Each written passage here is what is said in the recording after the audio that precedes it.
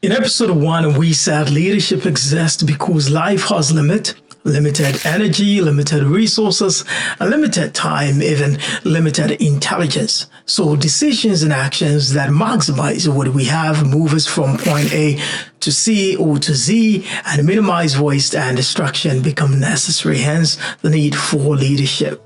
In episode 2, we said that knowing we must choose and act in a way that maximizes returns or benefit or profit for everyone and minimize cost or waste does not tell us what to choose or how to act. And this is where many leaders actually fail. And we explored diagnosis or situational analysis, understanding the cause and effect, relationships of problems and challenges and needs before trying to solve them. We talked a bit about the need for balancing loops against reinforcing loops in systems. Today, we pull those threads together and face a harder question: now what?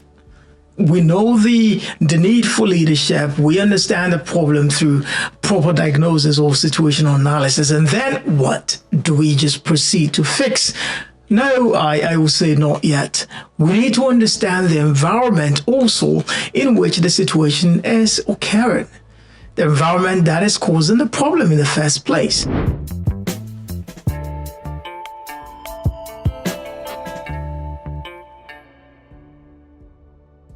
Often it is not intelligence alone that decides outcome. It is the game we are not aware we are in.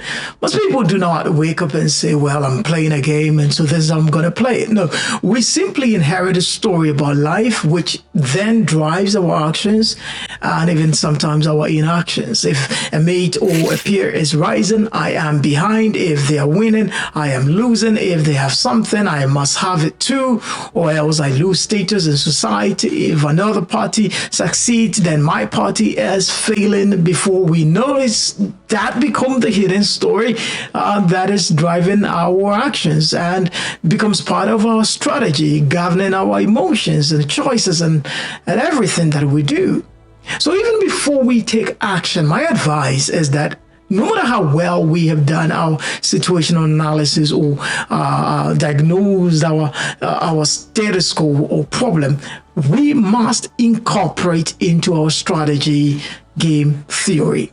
Game theory gives us, I would say, a language for these hidden games that we play in life that we're not very much aware we're playing. Number one is zero-sum games. This is a game where if you win, I lose. And so for me to win, you must lose. Number two is negative sum games. We both lose. So we fight over status and power and position and eventually destroy value for everyone. We destroy a country, we destroy everything. And number three is a positive sum game. This is a game where we both win. In fact, I don't win until you win. We find ways to grow the pie so that instead of fighting over something little, we are able to both benefit, or all of us become better off. When we assume that a pie is fixed, we play a zero-sum game, and that determines the kind of actions that we take. This is Africa's story also. We have, say, 54 nations, 1.4 billion people, and incredible natural resources and talent, but we work in isolation when we could build together and grow our pie. The result is that we're poor and less respected, with very few people enriching ourselves or themselves. Well, I shouldn't add myself. While we see many people struggling in poverty. In 1776, I'll tell you the story. 13 American colonies faced the choice. We remain separate and vulnerable, or we unite. They were not natural allies, no. They were different economies, different values, different people, different interests. But they chose cooperation and oneness. They created a federation, shared defense, currency, and trade policy while retaining what I would call their state autonomy. The result is that they are the world's largest economy, the most powerful nation, with more states now. When we cooperate and work together as one people, we don't just add capacity, we multiply it. We grow the pie so everyone can benefit. Now, everyone in America is rich. Well, not everyone, but you get me. Majority of people are better off than many people elsewhere in the world because some states came together through cooperation and oneness.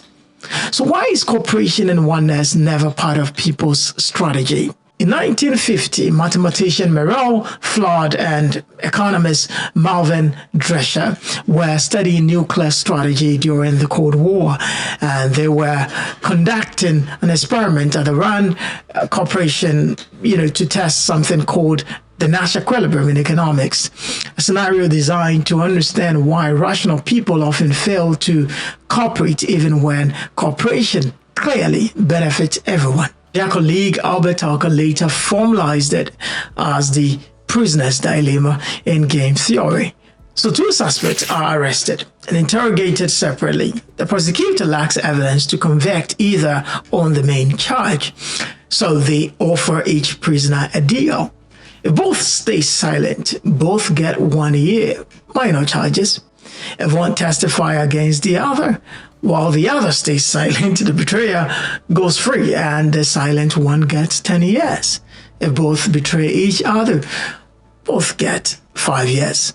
Now, from each prisoner's isolated perspective, betrayal looks rational. If your partner stays silent, you go free. If your partner betrays you, well, at least you avoid the worst outcome. So both betray and both get 5 years, far worse than the 1 year they would have served by cooperating. The dilemma reveals a hard truth about human beings. Individual rationality or self-interest can produce collective disaster when trust is absent and oneness is never the goal. So what am I saying? Before we take action as leaders, we must ask, who can we collaborate with to achieve better results?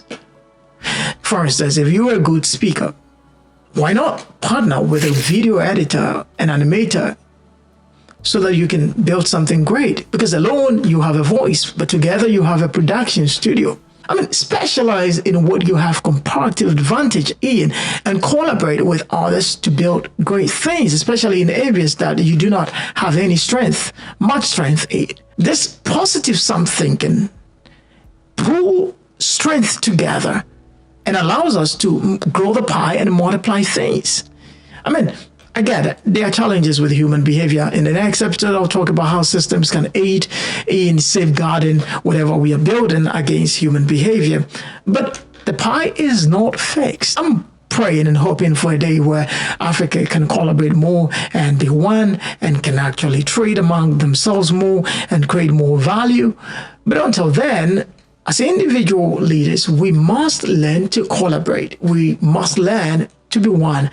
At TGLC, that's one of the things that I've always shared with the team. Oneness is the only way. When TGLC began, it was a group of young people that came together. And today we have over 100 plus leaders who are building the organization. The incredible part of it is that we're driven by positive sum thinking, which means that all these individuals in TGLC are also building their own vision with other people. And we cannot imagine what the result will be in a few years' time when we have about 1,000 young people building together and being part of one network. But the point I'm making is this: the pie can grow when we collaborate. The pie can grow when we think about what has been done before. How can we improve it? The pie can grow when we think about how can we collaborate and how can we join forces together even before we think about what actions we have to take as individuals or what businesses or what solutions we need to build as individuals. Well, until the next episode, lead yourself and lead others. We are TGLC.